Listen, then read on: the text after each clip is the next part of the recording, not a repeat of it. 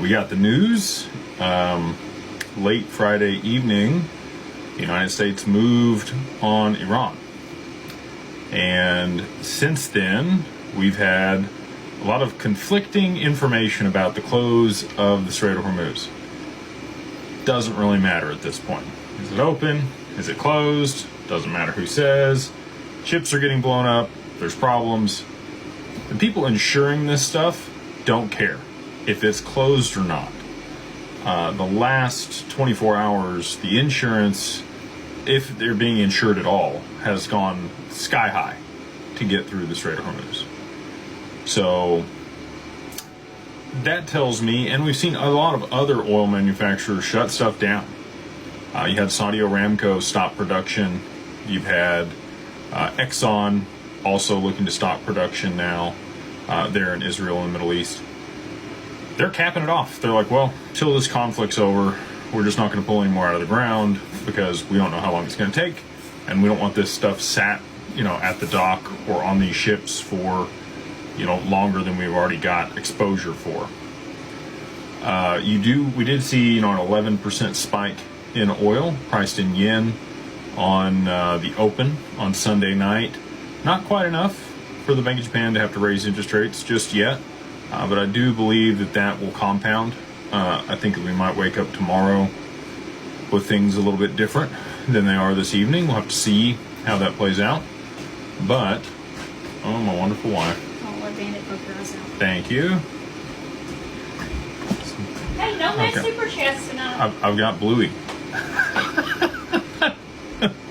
I got a Bluey cup. All right, well, that kind of threw things off for a second there. I appreciate my wife and the tea. She's wonderful. So, back to the oil, though. All right. We're waiting on the Bank of Japan to raise interest rates. We've got the first domino, okay? I've given you guys my bingo card, what I thought was going to play out at the end of last year. Obviously, that did not take place. We're here 2 months later, and everything's on the table for this to roll here in a very advantageous way for XRP. So, what's next, right? Because everybody's asking me, how long is this going to take? What's the price going to go to? Is it going to go down? And then is it going to go up? Is it going to go straight up? Should I buy more now? Should I wait later? This is my time for my disclaimer. Nothing here is financial advice. Only for entertainment and educational purposes. If you need financial advice, you should go speak with a financial advisor. And you can go to Digital Ascension Group and Digital Wealth Partners, and they can provide that for you. They're licensed. They have a 65. I'm not that person. I'm not licensed. I come on here and give you guys my opinions about things, and my opinions are not the opinions of Digital Ascension Group or Digital Wealth Partners.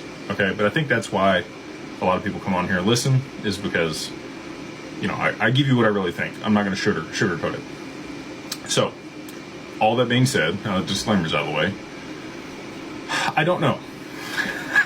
The big I don't know. I just see the dominoes. I see what's up there. I see a certain order and cascading events that has to take place.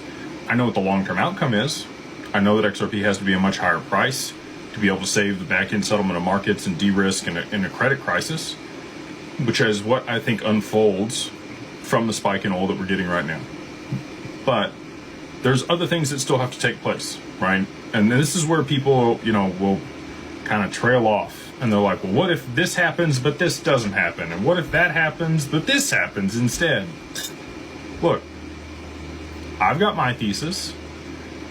You are entitled to yours, okay? I put mine out 2 years ago, and we're literally to the day. Today, 2 years ago, I put out the domino theory. And we are here. Everything that I laid out in that original video has either come to pass or is coming to pass right now.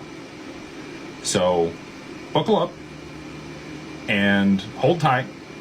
If you do have an allocation, if you don't have an allocation, that's up to you. You make your own decisions. I'm not here to tell you what to do.